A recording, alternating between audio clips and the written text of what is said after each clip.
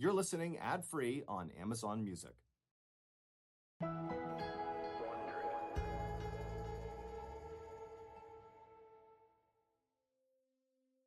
In the spring of 1914, a cotton farmer in Milledgeville, Georgia, sat down inside of his house for lunch. He was glad to be out of the sweltering heat outside, which lately had been causing him a bunch of trouble. A few weeks ago, he'd gotten an unusually bad sunburn, which had only grown worse and turned into a very itchy rash. Scratching the rash felt like his skin was on fire. So he was glad to distract himself with a hearty meal of cornmeal, cooked with bacon and drizzled in molasses. But when the farmer was done eating, he suddenly felt this wave of fatigue sweep over him, and his tongue suddenly felt prickly, making it seem swollen and strange inside of his mouth. His wife came to his side and placed a reassuring hand on his shoulder, but the farmer jolted and winced in pain. Before he could stop her, she pulled down his collar to have a look at his skin, and she gasped. His entire neck was ringed with a scaly rash. She told him he needed medical attention right now.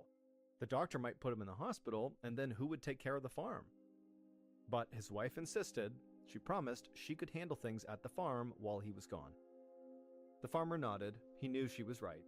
So he struggled to his feet and then hobbled over to their dresser and packed a small bag of clothes. Then he hugged his wife goodbye and hiked down the road towards the nearest healthcare provider, the Georgia State Sanitarium for the Insane.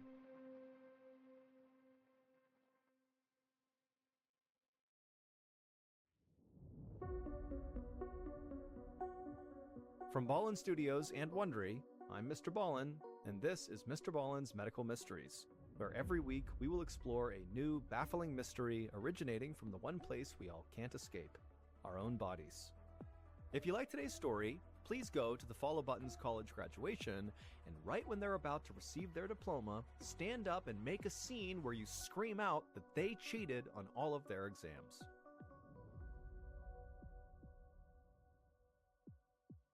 This episode is called Scourge of the South. On a hot, muggy morning in June of 1914, a 40-year-old physician named Joseph G. Goldberger stepped down from his horse-drawn carriage right out in front of a palatial brick building in rural Georgia. He was impressed, but also confused by the grandiose architecture. It looked more like a state capitol than what it really was, a mental hospital. The doctor shielded his eyes from the sun and loosened his collar and fanned his face with a stack of papers as sweat poured down his body. He had traveled all over the world in his work for the United States Public Health Service, but he couldn't remember the last time he'd felt heat this oppressive. He hoped that once he got inside, it would be a bit cooler. So Dr. Goldberger paid the carriage driver, grabbed his bags, and then marched right up the steps into the front office of the Georgia State Sanitarium for the Insane. The doctor was there on direct orders from the United States Surgeon General to investigate a skin disease called pellagra that was ravaging the American South. The word pellagra was Italian for rough or dry skin, but that name totally understates the danger of this condition. People sometimes called pellagra the disease of the 4 Ds, referring to how it progresses: dermatitis, then diarrhea, then dementia, and then finally death. Until the past decade, there had rarely been a case of pellagra in the United States, but in recent years, it had arrived with a vengeance. And now it was an epidemic. In the American South alone, there were at least 100,000 confirmed cases of pellagra. The U.S. Public Health Service had only been studying pellagra for about 5 years, so they hadn't been able to determine its cause yet, but the leading theory was that it was spread by a type of black fly that feeds on blood. And if that was true, Dr. Goldberger knew he was taking a huge risk coming here. He could get pellagra too. But Dr. Goldberger had been taking risks ever since he was a child, when his family emigrated from Hungary to New York without a cent to their name. And now he was one of the most distinguished physicians in the U.S. Public Health Service, and he had investigated outbreaks of yellow fever, typhus, dengue fever, Schamberg's disease, and typhoid fever, just to name a few. Nearly every time, he'd caught the disease he was fighting. But Dr. Goldberger was a man on a mission. He had to know why there was such a concentration of pellagra cases at places where people lived in large groups, like old age homes, prisons, orphanages, and mental asylums. He decided to start his research at this sanitarium in Georgia, one of the largest mental hospitals in the world with over 3,000 patients, many of which had pellagra. Once the doctor entered the vaulted 4-story entrance hall, he shook hands with the head nurse and explained his plan. He wanted to interview the most advanced pellagra patients first, since they had the most symptoms to study. The nurse led Dr. Goldberger out of the main building, around a fountain, and down a tree-lined road to a 3-story building. She explained that the sanitarium was segregated by gender and race. She was taking him to where the white male patients were kept. They were some of their worst pellagra cases. The doctor followed as she led the way up some stairs and then down a long hallway lined with doors. Moans and babbling voices echoed off the stone walls. Dr. Goldberger glanced through the circular windows on each door as they passed. Patients were crowded several to a room, often with widely differing conditions, from alcoholics to senile old men to people suffering violent psychotic episodes. Some of the patients were there voluntarily, but others were basically prisoners who had been brought against their will. Dr. Goldberger had seen plenty of human suffering throughout his career, but the misery of these men was still hard to witness. Eventually, they stopped at a heavy wooden door. The nurse removed a key from her ring, then unlocked the door and held it open for the doctor. Inside the cramped, low-ceiling room, a tired-looking man sat on a narrow cot. The nurse said he was a local cotton farmer named Henry, and he had one of the worst cases of pellagra at the hospital. Dr. Goldberger flinched at the sharp smell of sweat and body odor inside of the room, and also at the farmer's appearance. His appearance reminded the doctor of medical photos he'd seen of leper colonies in India. The farmer's neck, hands, forearms, and feet were crusted over in this splotchy black mass. As the doctor stepped closer, he could see that the blackness was caused by scabbed-over blood from popped sores. The room was hot and stuffy. The only ventilation was a small window on the far wall. If pellagra was contagious, this was a terrible place to visit an infected patient. But Dr. Goldberger was determined to get to the bottom of this, so he braced himself for the danger ahead and then confidently walked over to the farmer and shook the man's hand. Dr. Goldberger said hello to Henry and asked to hear his story. Henry nodded and then told the doctor that he had admitted himself to the sanitarium a few months ago. At first, Henry thought the rash on his body was just a sunburn, but the rash had continued to spread even when he was out of the sun, and then when the strange, prickly feeling spread to his mouth, he realized this had to be something worse than just a sunburn. He was worried about his wife and his kids catching whatever he had, so he had come here. And this wasn't all. Henry now suffered from near-constant diarrhea. He couldn't sleep much or taste food, and his motor skills were deteriorating. He sighed and said he knew there wasn't anything to be done. The staff had told him that since the cause of pellagra still was not known, that meant there weren't any proven treatments. There was very little they could do to help him. Dr. Goldberger asked Henry to stand up so he could examine him. But when the farmer tried to get up, his legs were so shaky he had to immediately sit back down. Dr. Goldberger was shocked to see firsthand what this disease could do to the human body in just a few months. Henry slowly raised his head to look at the doctor. His eyes had trouble focusing, and he spoke in a cracked voice as he explained his situation. His wife was too busy with their kids to actually manage the farm, and so every day Henry was here at the sanitarium was another day they were not able to tend to their crops. And if he was gone much longer, they would lose everything. Dr. Goldberger stared back at Henry and promised him that he would not stop until he discovered what caused his illness. After leaving Henry's room, Dr. Goldberger followed the nurse on a tour of the rest of the sanitarium. He interviewed dozens of men and women of different ages and races. Each case was tragic in its own way. Pellagra was relentless once it took hold. Seeing children covered in painful sores broke Dr. Goldberger's heart. It seemed like there was nothing anybody could do to help them. But what puzzled Dr. Goldberger the most was just how erratic this disease was. It didn't make sense to him why the pellagra hadn't spread further. In these hot, unventilated buildings, he would have thought entire wards would have caught it by now if it was contagious, but only a fraction of the residents were sick. That night, as Dr. Goldberger went over his notes in his room, he realized that the next step was to interview the staff, all 293 of them. The following morning, Dr. Goldberger was given a vacant office to conduct his interviews. He made sure the survey he would give each staff member was very thorough, how long each person had worked at the sanitarium, which ward they were stationed in, what their interactions had been with every patient, as well as everything about their daily routine. One after another, the staff came in, introduced themselves, and patiently answered every question, and all of them were smiling and very helpful. And for some reason, something just didn't seem right to Dr. Goldberger. An hour into the process, it struck him. None of the staff were sick in the slightest. These were people who worked in buildings full of patients with pellagra, yet none of them showed even a single symptom of having caught the disease.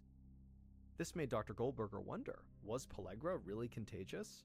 The prevailing medical theory was that pellagra was an infectious bacteria carried by insects that spread the disease with their bites. If that theory was right, then why were these insects only infecting patients and not the staff? Black flies looking for blood will bite anyone. Dr. Goldberger suspected that something else besides black flies must be causing this disease. In fact, he wondered if pellagra was really an infectious disease at all. He almost laughed out loud with relief. This might be the first time in his career of fighting epidemics that he himself did not get sick. And so if this theory Dr. Goldberger was thinking about was correct, then it was totally useless to make people sick with pellagra stay in isolation. The much more important task was trying to figure out what was causing the pellagra in all these people. Thankfully, the hospital had a telephone. Once Dr. Goldberger wrapped up his interviews with the staff, he called the Surgeon General and received permission to continue his investigation.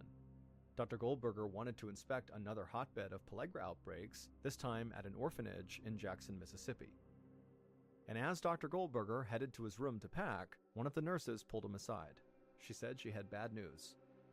Henry, the local cotton farmer, had just been found dead inside of his room. Dr. Goldberger shook his head. He wondered how many more people like Henry would die before he could figure out what was causing this horrible disease.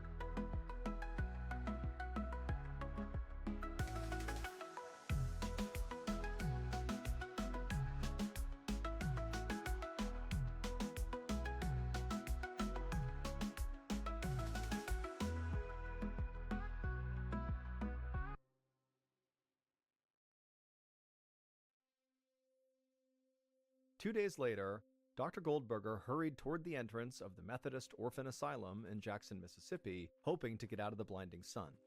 He hadn't thought it possible, but somehow it felt even hotter here than in Georgia. And the stakes were a lot higher here, too. Here, the people suffering were children. Children who had no families to comfort them. The orphanage looked far more welcoming than the imposing sanitarium. It reminded Dr. Goldberger of a small country church, with an arched entryway and 2 bell towers above. Inside, the matron who ran the orphanage introduced herself and showed the doctor to his guest quarters in the visitors' wing. After putting away his things, he followed her on a tour of the building. Despite the building's friendly exterior, Dr. Goldberger realized the place needed serious maintenance. As the matron showed him around, he could see cracks in the ceiling, and the bathrooms smelled swampy, like they'd recently flooded or had plumbing problems. The staff was also quite small compared to the number of kids they were caring for, but the kids were relatively well behaved and happy. The doctor poked his head in one of the dormitories and noticed the majority of the beds were made. When they approached the hospital ward, the matron warned Dr. Goldberger to brace himself for a very unpleasant sight. The ward was a long, low room lined with narrow beds, almost like an army barracks. Fully 1/3 of the orphanage, 68 kids, were isolated here because they all had signs of pellagra. In some kids, the pellagra rash had spread up their neck and onto their face. As Dr. Goldberger followed the matron through the room, a particularly sad-looking girl, who looked to be about 8 years old, caught his eye. She was sitting cross-legged on her bed, holding a book. Dr. Goldberger noticed stripes of red sores creeping out beneath the cuffs of her sleeves. The doctor sat down next to her and asked how she was feeling. The girl said she couldn't sleep anymore because her body constantly itched all over, and whenever she scratched it, her skin burned like it was on fire. She peeled back the collar of her shirt to show him. Her neck was ringed in a dark scaly rash. Dr. Goldberger patted her hands and told her to stay strong. He was going to do everything he could to help her. She nodded, but she did not seem convinced. As Dr. Goldberger looked around the ward, he realized that nearly all of the kids were within a couple of years of this little girl's age. He saw almost no preschoolers or teenagers, even though the orphanage provided homes for kids from birth to age 18. Dr. Goldberger was puzzled, but he kept his thoughts to himself. Dr. Goldberger stood up and followed the matron outside to where a group of older children were helping build a storage shed. The matron explained to the doctor that that was today's chore. As Dr. Goldberger watched these teenagers sawing and hammering planks of wood out in the sun, he was struck by the contrast between them and all the younger children inside the hospital ward. These older kids looked so happy and healthy, and none had even the faintest sign of pellagra. The doctor jotted down some observations in his notebook and then followed the matron to their final stop, the nursery. Inside, it was loud and crowded, with infants and small children scattered all about. Some were playing with blocks and old weathered toys, while others napped on cots. The room felt hot and chaotic, but as Dr. Goldberger studied these kids, he couldn't see any signs of sickness.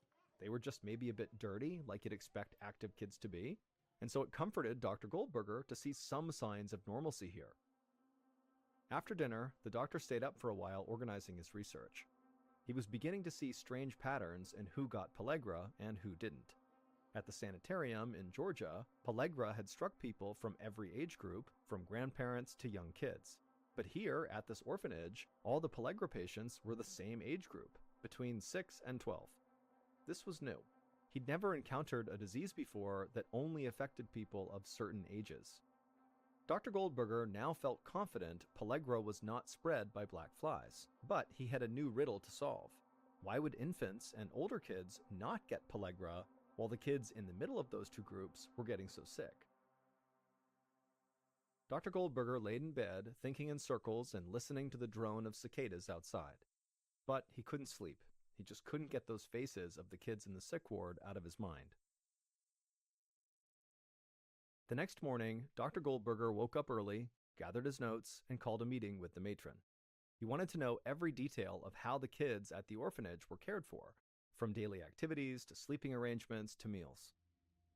The matron explained that they tried to make the kids' lives as normal as possible, but it had grown more difficult in recent years because of cutbacks to the orphanage's funding. The staff had been forced to ration the more expensive foods. For instance, now only the youngest kids were given milk, because it was essential to their growth, while all the other kids went without it. The staff had also begun assigning chores to the older kids. The orphanage needed constant repairs, but because of these cutbacks, they could no longer afford to hire outside help. And so in exchange for their labor, the older kids were given bigger and better meals, including meat and vegetables, at least once a week. By comparison, the kids in the middle, between ages 6 and 12, ate mostly cornmeal with molasses. On rare occasions, they got whatever low-quality meat the orphanage could scrounge up. They got almost no milk or vegetables at all. Dr. Goldberger was stunned. The kids in the 6 to 12 group were not getting enough to eat, and they were overwhelmingly the ones getting pellagra. Of course, he knew that a bad diet could lead to health complications, but it didn't make sense that it would cause something as horrible as pellagra. The doctor then asked the matron if there were any kids in the 6 to 12-year-old age range who showed no signs of pellagra. Unfortunately, almost all of the kids in that middle age group had at least some symptoms of pellagra. But then she smiled and said actually there were a few kids in that age group who were totally healthy. They were 3 troublemaking 12-year-olds named Charlie, Henry, and Frank. That was not what Dr. Goldberger wanted to hear. If some of the kids eating this terrible diet were not getting the disease, then food had nothing to do with who got sick. The matron led the doctor outside to a courtyard where the 3 troublemaking boys were running around playing tag. None of them looked sick at all, even though they lived in a facility full of kids their age ravaged by disease. So what made these 3 special? Dr. Goldberger walked up to the 3 kids and asked how they'd been feeling lately. The boys looked at each other, confused by the question, then shrugged and ran off to continue their game. The doctor smiled. Disinterest was a normal reaction for happy, distracted kids. They clearly were not worried about their health. So the doctor thanked the matron and then headed back to his room, wondering if Charlie, Henry, and Frank held some secret to avoiding Pellagra, and if they did, he desperately needed to know what it was. Dr. Goldberger stayed up late that night trying to solve the riddle of the 3 healthy boys. He combed through all the existing research on Pellagra, searching for an answer for why they were not getting sick. He got so lost in thought that when he finally looked up, it was almost midnight. He decided a little breath of cool night air might help him sleep easier, so he got up and left the room. But just as he closed the door and stepped into the hallway, Dr. Goldberger heard hushed voices. In the otherwise silent orphanage, the sound echoed. He held his breath and listened. There they were again, whispers and then footsteps. The doctor tiptoed towards where the noise was coming from, and he peered around the corner just in time to see the doors to the cafeteria's kitchen swinging shut. The doctor crept along the hallway to the cafeteria entrance, and when he got there, he put his ear up to the door, and he could hear inside the cafeteria cupboards opening and excited voices muttering. The doctor peeked through the gap between the double doors, and he stifled a laugh. The 3 boys from earlier, Charlie, Henry, and Frank, were raiding the pantry. Dr. Goldberger was tempted to leave them be, but he realized that whatever they were eating might explain why they had not caught Pellagra. So he slipped into the kitchen and cleared his throat. The boys instantly spun around, embarrassed looks all over their faces. They'd been caught red-handed, and there was no hiding it. But Dr. Goldberger immediately assured them that they were not in trouble. In fact, he said, they could actually be a big help to him. All he needed to know was what they were eating. If they told him, he'd go back to his room, and this could be their little secret. The boys exchanged confused glances, and then nodded to each other. They went to the pantry and pulled out the food they'd been stealing. A few peaches, a handful of peanuts, and some leftover chicken. Dr. Goldberger smiled, and then, in a conspiratorial whisper, asked them if they'd done this before. The boys' faces went red, and they looked down at their feet, and then one of them quietly admitted that yes, they had. Dr. Goldberger felt a surge of excitement. He thanked the boys for their honesty, then left them to their midnight snack. As the doctor headed back to his room, his mind spun with activity. He knew he was close to a breakthrough. By morning, he had devised a plan to test his theory. If it worked, he could finally solve the mystery of what was causing Pellagra, and he could save countless lives. But Dr. Goldberger's experiment would take a little patience and more than a little danger for the people who actually took part in it. 8 months later, in February of 1915, on a pleasantly cool Mississippi morning, Dr. Goldberger stood outside of a brick building that looked just like a castle, complete with turrets and battlements. This would be his new home for the next 6 months, and where his grand experiment would take place, Rankin State Prison Farm. He needed a controlled environment for his test to be scientific, and this place was as controlled as it got. To date, there had been 0 cases of Pellagra at this prison. But if the doctor's theory was correct, that would not be the case for much longer. Dr. Goldberger regretted what he was about to do. Pellagra killed about 1 out of every 30 people, and if he wasn't careful, his experiment could cost lives. But he didn't feel like he had a choice. People were counting on him. Already, dozens of his patients at the sanitarium and orphanage had died, and the Pellagra outbreaks at those locations were not showing any signs of slowing down. So Dr. Goldberger went inside, and the warden then led him to the setting for his experiment, a prison within the prison. It was a private, newly built barracks with barred cells, a cafeteria, and a small screened-in yard. Throughout the experiment, the inmates here would have no contact with the rest of the prison population, so there could be no contamination. In exchange for agreeing to be a human guinea pig for 6 months, the 11 prisoners in the experiment would be given full pardons, $5, and a new suit. The warden then gave his sign to his staff, and the prisoners were brought in. 11 hardened men in pinstripe jumpsuits. Dr. Goldberger watched them file in for breakfast, taking a plate of food from the cafeteria workers and then settling in at a long table. Everyone was tense and alert, like nobody knew what to expect. But once they began eating, the mood turned festive. They cleared their plates, went for seconds, and cracked jokes about how lucky they were. This was a vacation compared to what they were used to. But Dr. Goldberger knew that if his experiment worked, the next 6 months would be anything but relaxing.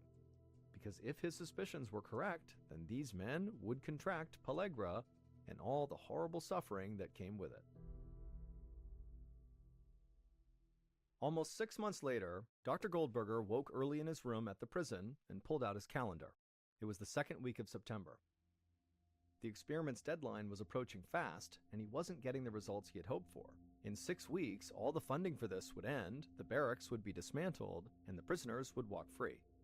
But there really was nothing Dr. Goldberger could do to make things move faster. The experiment had to move at its own pace. A few inmates had complained of some new ailments, headaches, backaches, dizziness, nausea, but they were nothing that could be pinpointed as pellagra. Just then, a guard knocked on the door and said there'd been an incident with one of the prisoners, who was now restrained in his cell and demanding to talk to the doctor. Dr. Goldberger followed the guard to the prisoner's cell, and as soon as the inmate caught sight of the doctor, the inmate began yelling. He called Dr. Goldberger a crook and shouted that he'd rather just serve his entire sentence back inside the regular prison than stay another second in this hell. Dr. Goldberger was not surprised. The joyful mood from the beginning of this experiment had totally worn off. Many of the inmates were grouchy and irritable, and he was getting yelled at a lot. Dr. Goldberger watched the prisoner thrash against his restraints and howl, when suddenly the doctor caught a glimpse of something through a tear in the prisoner's shoulder seam. The doctor called for the guards to come open up the cell, and then once they had, Dr. Goldberger rushed in and stretched that rip in the prisoner's shoulder even wider, and when he did, boom, there it was. A scaly rash stretching along the prisoner's shoulder blades and up around the base of his neck. Dr. Goldberger then pulled up the prisoner's shirt, and the man's torso was a trail of blackened rashes and pimply sores. There was no doubt this man had pellagra, and he didn't catch it from another prisoner or from the guards. This man must have gotten pellagra from Dr. Goldberger's experiment. Dr. Goldberger asked the guards to please send all the other inmates back to their cells. The doctor wanted to do a full-body checkup on each of them. Once all the prisoners were ready, Dr. Goldberger slowly walked along the cell block, scanning each prisoner from head to toe, and as he did, his pen was a blur in his notebook, furiously scribbling detailed descriptions. The doctor couldn't believe what he was seeing. His hands were shaking. 5 more men had clear symptoms of pellagra, meaning 6 out of the 11 volunteers had caught the deadly disease. Dr. Goldberger dashed back to his office and quickly sent word to the governor.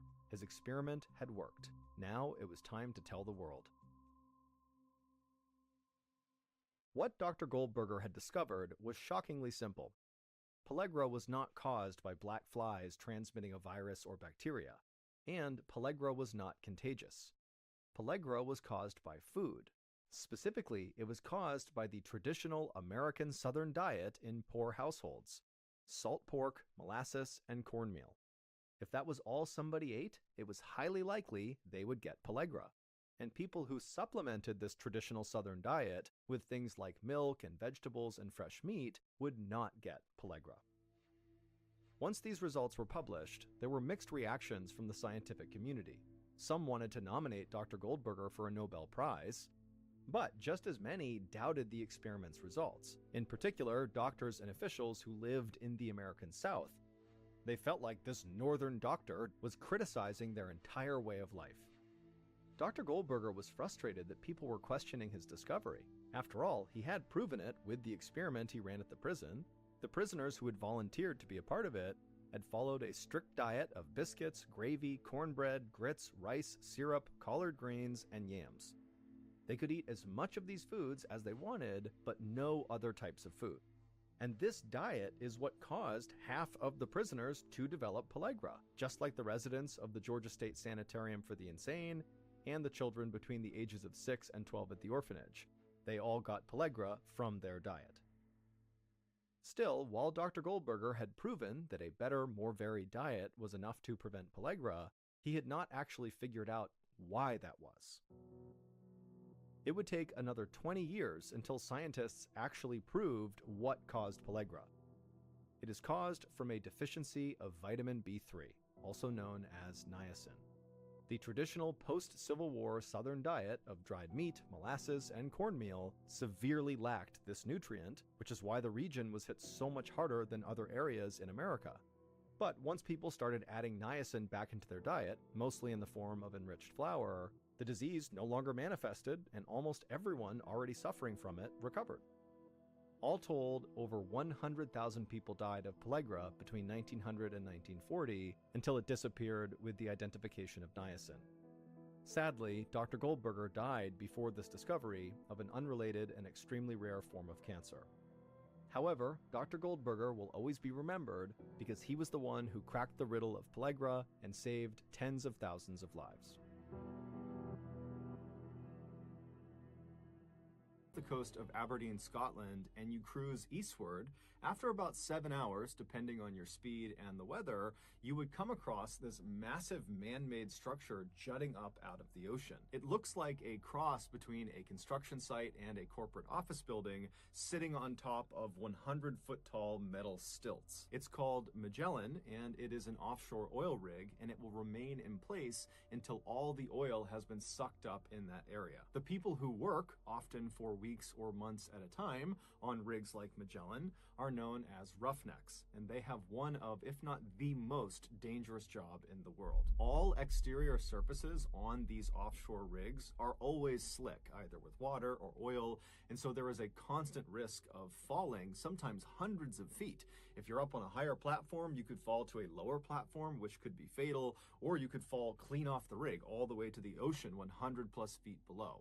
If you add in some bad windy weather, the risk of falling increases tenfold. Also, the crude oil that these roughnecks are drilling for is highly combustible, and so fires are a huge concern as well. And if that wasn't risky enough, there's also this phenomenon known as a blowout, where basically the oil well that the drill is actually drilling into will just explode. Now, all rigs have some sort of mitigating equipment to try to save themselves in case this occurs, but in reality, if it happens and you are unfortunately near the drill when it happens, you are likely to be killed or maimed. While the downsides of working on an oil rig are fairly obvious, the upsides are too, namely, your pay is fantastic. In 2000, a 41-year-old father of two named Gordon Moffat was a roughneck working on the MrBallen. His primary job was to perform maintenance on the drill.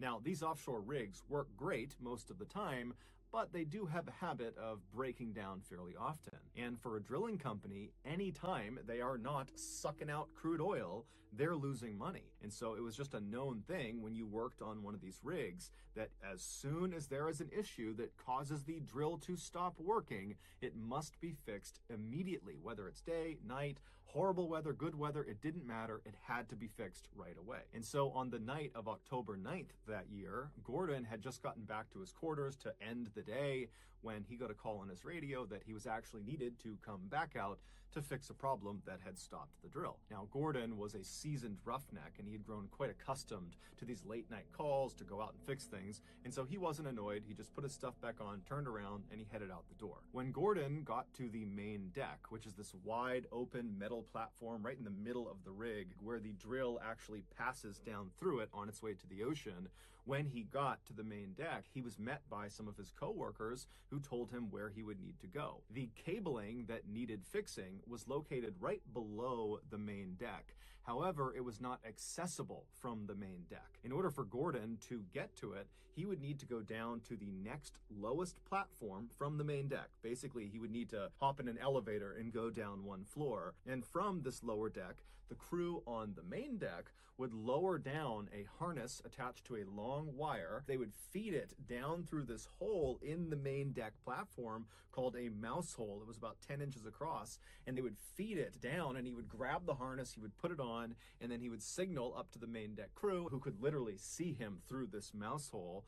They would turn around and they would signal somebody called the hoist operator, and they were located above the main deck, slightly back. They couldn't actually see Gordon, so they're relying on communications with the people on the main deck. And the hoist operator would start their winch, and a winch basically reels in the wire that was connected to the harness that was on Gordon. And so once the hoist operator was informed, he'd turn on the winch, and then Gordon would be raised up until he could access these cables, and then he'd do his maintenance and be lowered back down, and that would be it. Now, Gordon and the crew had done maintenance using this winch system many times before, so this was a very routine fix. So Gordon made his way from the main deck down to the slightly lower deck, and he looked up at the mouse hole, and he watched as the main deck crew members lowered the harness with the wire attached to it down through the mouse hole. And so Gordon grabbed the harness, he put it around his waist, and he secured it.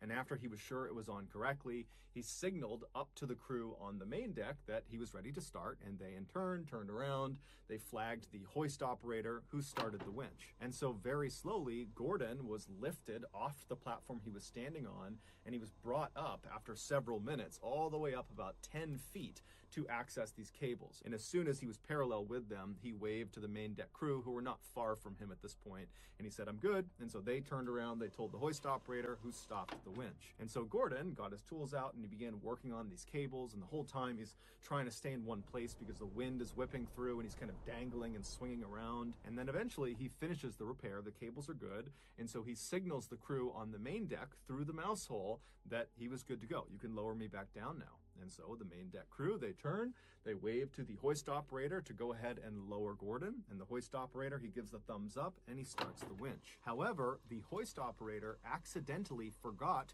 to switch the direction of the winch. And so when he started it again, instead of the winch spooling the wire out and lowering Gordon, it continued to reel the wire in, pulling Gordon upward. Now, the winch did not move very quickly, and so it wasn't like Gordon is rocketing up towards the mouse hole. However, this problem was immediately recognized by Gordon and the main deck crew, and so they're frustrated. They're yelling up at the hoist operator saying, "Stop, stop, stop, reverse the winch." They're all waving and flagging this guy down. But the hoist operator, after he had hit start on the winch, had just kind of turned around, because this is a routine thing they've done a million times before. And so he's not looking at the crew on the main deck. So he has no idea what's going on. And it was so windy and loud that night on board the rig that he couldn't hear their cries. And so the winch just continued to reel in the wire, slowly raising Gordon closer and closer to the mouse hole. Now, Gordon could not get out of his harness unless he was on the platform below. So there was no way to escape the situation he was in. And so Gordon, after a few seconds of this not stopping and him continuing upward, he starts screaming. He's not annoyed anymore. He's terrified. And so is the crew on the main deck. They are now frantically screaming at the hoist operator to stop the winch, but nothing is working. And so one of the main deck crew members, sensing that they need to do something different to get this guy's attention, he runs away from where the mouse hole is to this nearby phone. And this phone is connected up to the hoist operator station, and he picks it up and it starts dialing. Up in the hoist operator station, he's still not paying attention when the phone rings. He grabs the phone, puts it to his ear, and immediately he's hit with screams to stop the winch. And so the hoist operator, totally confused, whips around and hits stop on the winch. But it was too late. Just a few moments earlier, Gordon had finally been pulled all the way up right to the entrance of the underside of this mouse hole. And as he reached this hole, he tried to position himself in a vertical position so that maybe he could slip his upper body into the hole and he could just kind of slide through the hole. He'd still be hurt by it, but it would limit the damage. However, because of his harness being on his waist right in front of him, he couldn't get himself into a vertical position. He could only lay back in a horizontal one. And so when he reached the underside of the main deck and he's looking right at this mouse hole, he just put his arms and his legs out and tried to push himself back as if he could fight the winch and keep himself from going into this hole. But there was nothing he could do, and so his pelvis first was pulled into the 10-inch hole. And as his body begins to literally break in half, he's screaming out in pain. And then by the time the hoist operator had hit stop, Gordon was already deceased, and only a section of his torso actually made it up through the hole. Gordon's company was found guilty of being blatantly delinquent on many safety protocols, and so they were fined £60,000, and then they paid an undisclosed amount to Gordon's family. Before we get into our next story, I want to talk about today's sponsor, Current. Current is the future of money management. It's done entirely on your phone and with a debit card. Here's mine. But what they announced just last month is why they're so popular right now. They launched a program just called Interest, which is literally one of the very best savings options on the market right now. It comes with a whopping 4% APY with no special requirements, which in layman's terms means it will generate you 60 times the American national average. And at a time in America where inflation is as high as it's been in 40 years, now is a great time to jump on this offer. It's like you're signing up for free money. And if that's not incentive enough, Current and I are literally giving away free money, $10,000 to you all, so you can start to earn that sweet, sweet 4% APY. All you gotta do is sign up for Current using my code BallenInterest, and then you could be one of 20 people who get $500 from this promotion. Okay, back to the stories. In October of 1994, a middle-aged man named Ivan, who lived in Estonia, which is a country in Northern Europe, was walking in this forest looking for firewood. This forest butted up against the town he lived in, which was called Timiku, and so as a result of his proximity to it, he had spent a lot of time in these woods over the years. But in general, his exposure to this forest was just on the fringes. He would only look for firewood along the perimeter of the woods. But for whatever reason, that day he was just really having a hard time finding good firewood, and so at some point he decided to just walk deeper into the woods to see if he would have luck in there. And so he turns and starts walking into the forest, and very quickly, when the town has kind of disappeared from view behind him, he looked around and kind of liked being in the woods. He didn't go for walks in the woods, and suddenly he was on this nice nature walk. And so he decided, you know what, I can wait on the firewood. I'll just walk in the forest for a little while longer and enjoy myself and kind of meditate. So he just continued walking deeper and deeper into the woods. And after walking for nearly an hour, just kind of mindlessly walking about, he sees up ahead there is very clearly a clearing, and then before the clearing is what looks like a chain link fence. Now, he's never been this deep into the woods before, so he has no idea what this is, but he's obviously curious, and so he decides he'll go see what it is. And so he continues walking closer and closer to what obviously is a chain link fence, and as he's getting closer to it, the trees around him are beginning to thin out, and suddenly, before he even reaches the fence, he gets a very clear view of what's on the other side. And it's this huge multi-story building that almost looks like a factory or some sort of government facility, and it's sitting maybe a couple hundred feet away from the fence, right in the middle of this property, and there's really nothing around it. It's just this cleared out big open area with this big building right in the middle, and there's a fence all the way around it. And so Ivan is totally intrigued by this, and so he walks right up to the fence, he grabs onto it, and he tries to look and figure out what this building is, but there's no clear signage on it, and there's no people anywhere. It's completely barren. There's nothing but this building. And then he notices there's obviously graffiti on the sides of this building, and the doors and windows appeared to be boarded up. And so this building, whatever it is clearly abandoned. And the first thought that goes through Ivan's head is scrap metal. Times were tough for Ivan and his family, and so he and his two brothers, they all lived together, they would go out and they would steal scrap metal and sell it for a little bit of extra cash to make ends meet and provide for their big family. And so he's looking at this big building thinking, you know, if I can get in there, I guarantee you there is some metal that I can steal and I can sell. And so Ivan stayed at this fence just kind of staring at this building for a little while longer and continued to look around to make sure there weren't any people that he hadn't seen before. And after feeling satisfied that this really was a totally abandoned building, he turned around and began hustling back towards town. And when he finally made it to town, making sure to grab some firewood along the way, he rounded up his two brothers and he told them about this find in the forest. And they all very excitedly agreed that that night they would go right back out there and they would go inside the building and see what they could find. And so around 9 p.m. that night, the brothers met up and they had flashlights and a set of bolt cutters, and they headed into the nearby forest and they marched their way all the way up to this fence that Ivan had found earlier in the day, and they lifted their flashlights flashlights up and they scanned through the fence all over the property. And when they didn't see anyone, they put their flashlights down, and one by one they climbed up and over this fence. And then once they were all on the other side, they began making their way up to this huge building sitting in the middle of the property. And when they got up to this building, they confirmed it definitely looked like it was abandoned, except all of the doors and windows were sealed in such a way that even with bolt cutters, there was just no way to pry them open. They were not going to get inside this building. And so after a little while of still trying to kind of smash their way into this building, the brothers all linked up and they decided, you know what, we're not getting in, and the longer we stay here, the better the chances are that we get caught. And so let's just head back. And so feeling totally dejected, they turn and they start walking back towards the fence they hopped in on. And as they're walking along, they're kind of shining their lights left and right and looking around.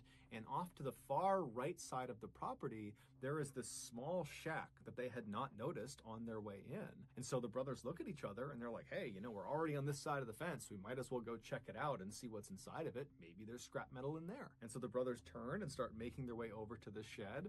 And when they get there, they discover it's only secured with a simple padlock on a wooden door. And so they get their bolt cutters, they pop off the lock, they open up the door, and there's initially nothing inside. At least that's what they think. But they move something on the ground and it reveals this stairwell that leads into this underground bunker. And now it's the middle of the night on this abandoned property they've snuck into. And so there's some apprehension, but they shine their lights down the steps and they didn't see any immediate hazards. And they're thinking, you know what, this is an adventure. Let's go down and see what's down there. And so they all went down the steps. And when they got down to the bottom, they turned the corner and they shined their light to see what's down here. And what was down there was this huge cellar that was full of scrap metal. There was metal all over the ground, and then there were also these shelves that went as far back as their lights could shine, and on the lower shelves there were these weird square metal boxes that almost looked like briefcases, and then above those on the top shelf were 55-gallon aluminum drums. And in the brothers' experience, these drums were very, very valuable, except they needed to make sure they weren't full of some liquid, because if they're full, they weigh like 500 pounds, and there's no way they'd be able to get them out, and then trying to open them up and spill whatever's inside of them is hazardous for a lot of reasons. And so they walked over to the first 55-gallon drum they saw, and they pushed it to see if it was empty. And the drum immediately rocked back and forth, echoing inside, indicating that it was empty. This was a huge, huge win. And so the brothers are totally amazed. They grab this first drum, they pull it off the shelf, and they wheel it over to the base of the steps. And then they go back to get another drum off the shelf, and they reach up, they grab another empty drum, and as they're pulling it off, it dislodges another 55-gallon drum that was nearby that was full of some liquid. So it weighed 500 pounds. And it comes crashing off the shelf and it lands on Ivan's leg, pinning him to the ground. And immediately the two other brothers pulled the drum off of Ivan, but it was obvious there had been significant damage done to his leg. Ivan couldn't even stand up anymore. And so the brothers are looking around thinking, man, this is an amazing haul, but if Ivan can't even walk, I mean, it's going to be a nightmare trying to haul this metal back while also supporting Ivan. And so they decided they would leave now and they would wait for Ivan to heal up, and then they would come back and they would collect their amazing haul. And so the brothers, they reached down and they picked up whatever pieces of metal they could to just kind of stuff in their pockets. And then the two brothers supported Ivan and carried him up the stairs. And then they very slowly walked their way over to the fence. And then somehow the three of them got up and over the fence. And then very slowly they made their way all the way through the forest back to Tamiku. And when they got there, the two brothers helped Ivan get into his house and they put him in his bed, and then Ivan went to sleep. The next morning when Ivan got up, he was expecting to feel better, but in fact his leg felt exponentially worse. And then over the course of the next 72 hours, Ivan still believed if he just gutted it out and he waited, his leg would get better. But it just got worse and worse and worse. And so 4 days after this leg injury, Ivan was in so much pain, he couldn't do anything. And so he finally decided he had to go to the hospital. And so when he gets to the hospital, the doctor asks Ivan, you know, what happened to your leg? And Ivan would tell him that, oh, I was in the woods and a tree fell on my leg, because he didn't want to admit to trying to steal scrap metal. And so the doctors, they accepted this. It seemed totally reasonable based on what his injury looked like. And so they admitted him to the hospital. They put him in his hospital room. And right away, the doctors and nurses began administering all the treatments and things they would do for a crush injury. But it seemed like nothing was working. Over the course of the next several days, Ivan complained endlessly of the pain in his leg getting worse and worse and worse, and the swelling was going up, and overall, Ivan's health just continued to deteriorate over his stay in the hospital. And then a week after being admitted to the hospital, so roughly 10 or 11 days after he was hurt, the doctors walked into his room and he was dead. His kidneys had just abruptly failed, and the doctors and nurses had absolutely no idea why. And so they told the family, we don't know what happened to him. And so the family just had to collect Ivan's body, and then they had a funeral for him. But they're all thinking to themselves, how could this have happened? He hurt his leg and then his kidneys failed? It didn't make any sense. But before they could get any clarity on that, they were dealt another tragedy. The beloved family dog just kind of abruptly died. It was young, it was healthy, and so just like Ivan, it was like this totally unexpected death. And so once again, the family's asking, what's going on here? And then just a couple of days after that, Ivan's stepson came downstairs one morning complaining of feeling sick. And when his family looked at his hands, they were blistered and covered in boils and looked like he had just reached his hands into a fire or something. But he would tell his family, I didn't do that. I don't know what's going on with my hands. I don't know why I feel so sick. And so the family rushed the boy to the hospital, and naturally the doctors asked him, how did your hands get this way? What happened to you? And the boy would say, I don't know. But over the course of this initial discussion with doctors, the boy would tell them that over the last couple of days, he had been sifting through his stepfather, Ivan's possessions, and he had actually been using some of Ivan's tools from his toolbox. Now, the doctors were already aware of the strangeness around Ivan's death, and they were aware of the sudden passing of the family dog, and now they're seeing this boy who is showing up with these strange symptoms for no particular reason, and so the doctors knew something was off. And so on a hunch, they contacted the authorities and they told them what they thought. And then later that day, the authorities showed up at Ivan's family's house, and when they got out of the car, they were covered head to toe in white hazardous materials suits, and they told the family to evacuate the house for their safety. And then these people in suits got out these special wands and tools, and they marched into the family home, and immediately all their equipment led them to this one particular closet near the kitchen.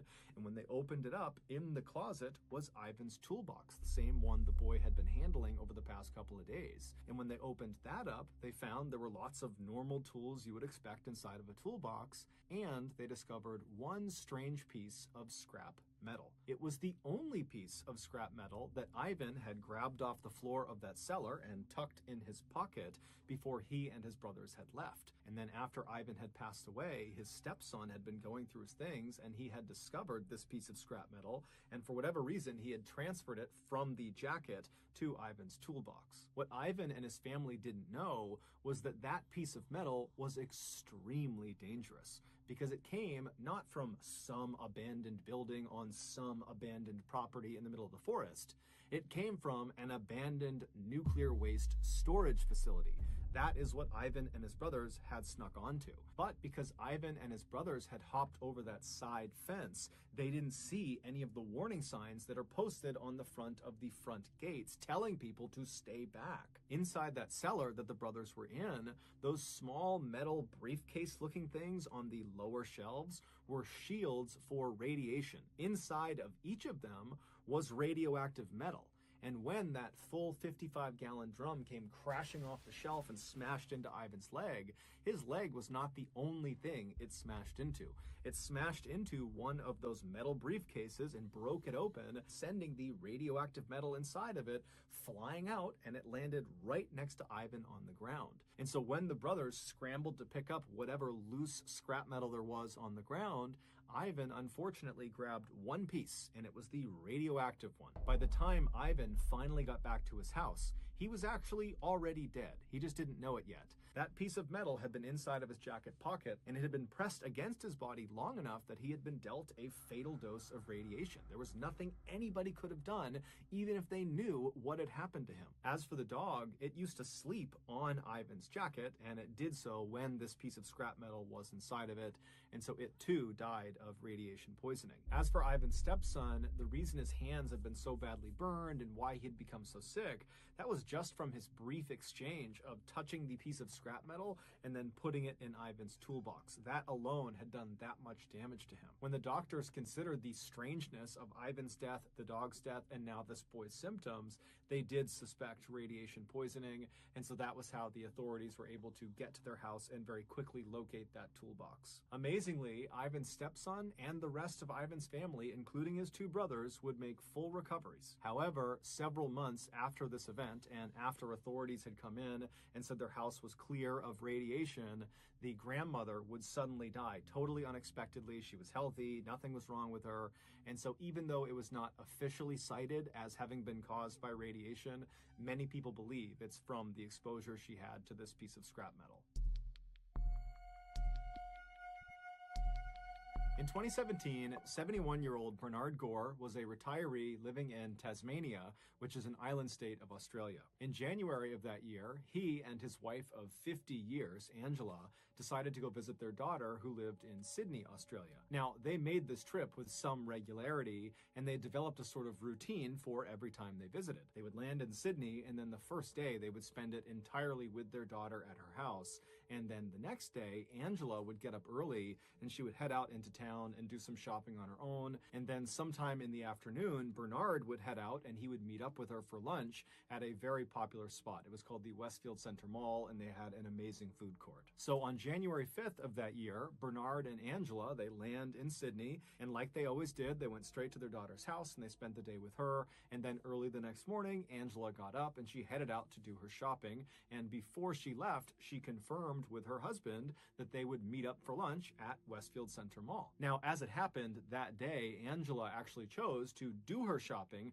at Westfield Center Mall, and so she was there around lunchtime when she was supposed to meet Bernard. And so when she looked at her watch and she realized it was time to meet him, she just simply stepped out of the shop she was in and headed over to the food court. And when she got there, she found their meeting spot. It was in front of one of their favorite restaurants, and she sat down and then she scanned around looking for her husband, but inside of this busy food court, she couldn't see him. And so she looked at her watch again and she realized she was a couple of minutes early. And so she grabbed a menu and she began looking for what she was going to order while she waited for him to show up. But 15 minutes would go by and Bernard would not show up. And so now he was late.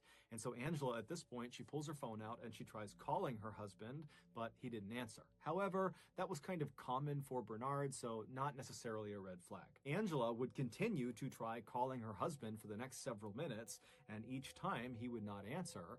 And so eventually Angela just gets frustrated and she's thinking to herself, you know, maybe he just got sidetracked and he's walking around the mall somewhere, because Bernard was known for being a big window shopper. And as soon as Angela thought that, she was like, that's got to be it. And it was so frustrating for her that he had just totally blown off their lunch date. And so she stands up, she abandons her table, she's totally annoyed, and she heads out into the main shopping area to go find her husband.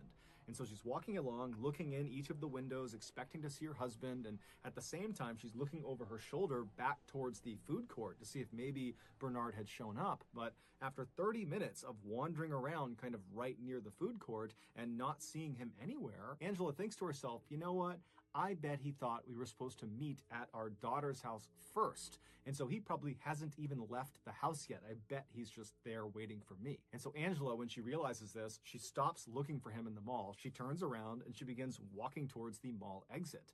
But before she reaches the exit door, a terrifying thought crosses her mind. What if Bernard got confused and has no idea where he is right now? A recent unfortunate development for Bernard was that he was showing early signs of dementia. It hadn't fully taken a hold of him yet, but he was clearly starting to forget things that he shouldn't. And so as soon as Angela thought of this, she went from being annoyed with her husband to being very worried about her husband. And so she sped through those doors outside and speed walked all the way back to her daughter's house, which was not far from the mall. And the whole time she's walking, she's telling herself she's going to walk inside and she's going to see Bernard. He's going to be in the house. But when she got to the house and went inside and saw her daughter said, no, Dad left about 2 hours ago to go meet you. I haven't seen or heard from him since. Now, of course, both of them were extremely worried for Bernard, But they decided to just stay calm, that the best thing they could do right now would just be to stay put, stay at their daughter's house and wait for Bernard to eventually come back, because the only other logical place he would go would be his daughter's house. And so they sat at the house, just kind of waiting, looking at the door, waiting for him to come in.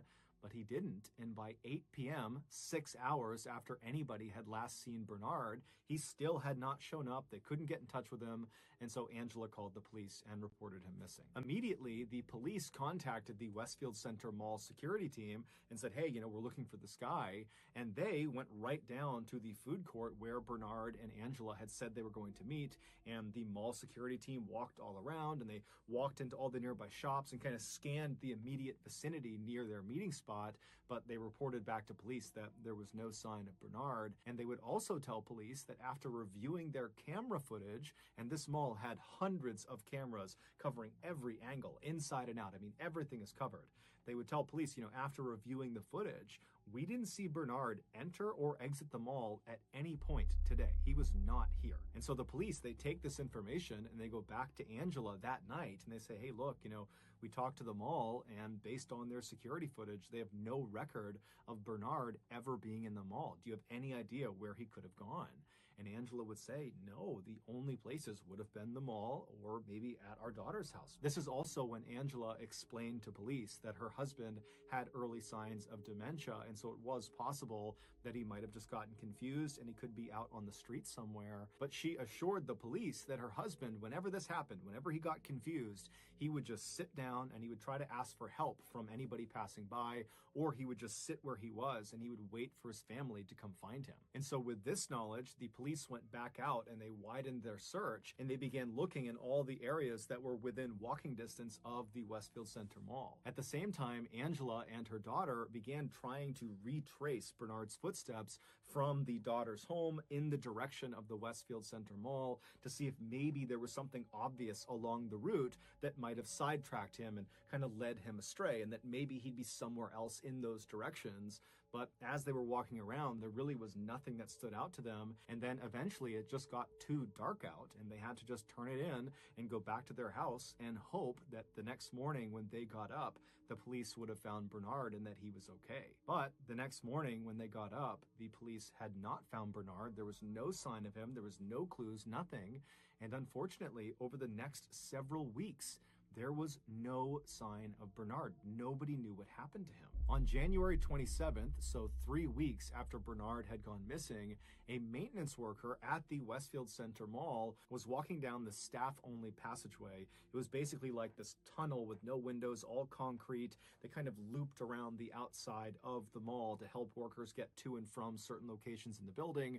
He's walking down this passageway when he looks down this one hallway that was very rarely used, and he sees at the end of it, barely lit up from the lights inside, there looks to be some equipment kind of propped up against the wall. And he's thinking to himself, there's no reason someone would leave their equipment at the end of this very rarely used hallway. It didn't make any sense. And so he decided to walk down and see whose equipment it was. And so he's making his way down and he's getting closer and closer, and he still can't quite figure out what it is. The lighting's not great, but when he gets close enough to see what it is, he stops where he is, he turns around, and he runs back down the hallway. He finds the nearest exit, he goes outside, and he calls the police. Back on January 6th, on the day that Bernard and Angela were supposed to meet up for lunch, Bernard did leave his daughter's house and he walked straight to the mall, and he got there. He arrived at the Westfield Center Mall and was picked up on camera walking into their food court.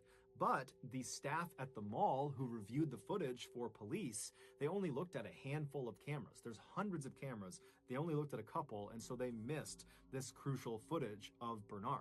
And what the footage would have shown them was Bernard making his way into the food court ahead of Angela. Angela's nowhere to be found. And Bernard, instead of sitting down at their meeting spot in front of this restaurant, Bernard suddenly looks like he's confused, and he turns and he walks to this emergency exit door. He presses it in, he steps inside, and the door shuts behind him. Now, the Westfield Center Mall is not your average mall. It is massive.